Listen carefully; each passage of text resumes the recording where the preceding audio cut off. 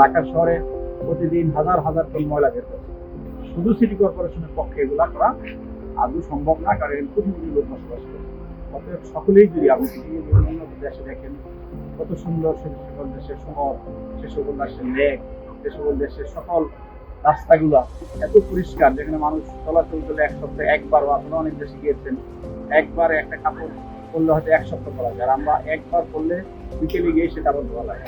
হলপাট থেকে একবারই 5 নদীর পর্যন্ত, তারপর আপনার 10 নম্বর থেকে আপনার পুরো বীজ থেকে একবার উত্তর পর্যন্ত আমরা ইনশাল্লাহ আমাদের এখনো লেক বিষয়ে কাজ চলতেছে। তারপর আমরা তার পাশাপাশি আমরা উত্তর সেক্টর দিয়ে আপনার সেক্টরের যে লেক পারগুলা, পার্কগুলা, তারপর মাসিং গার্ডেনগুলা, এগুলো সবগুলো কাজ ইনশাল্লাহ আমরা চলমান করছি।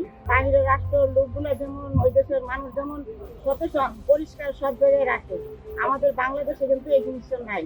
তো আমাদের বাংলাদেশের লোকগুলো যদি একটু সতর্ক হইতো, সবাই যদি পরিষ্কার পরিচ্ছন্ন রাখতো, তাহলে আমাদের বাংলাদেশটা আর উন্নত হইতো।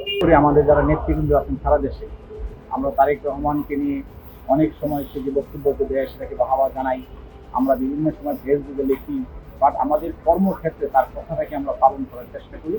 প্রত্যেকজন ব্যক্তি সঠিক স্থানে যদি একদিন অথবা 3 ঘন্টা এই সময়টা ব্যয় করেন, আমি যাকে দেখেছি বগুড়া গিয়ে সে বলেছেন, বগুড়া সিটি কর্পোরেশন ঘোষণা করার পরে যে আমি বিভিন্ন রাস্তায় ঘুরলাম, দেখলাম ব্যাপক ময়লা। সিটি কর্পোরেশন হলো, আপনারা সচেতন না হন, সাধারণ মানুষ যদি সন্তুষ্ট না হন, আমাদের দলের নেতা কর্মীরাও যদি এইসব কাজে সন্তুষ্ট না হন, শহরে সমাজ সুন্দর থাকে।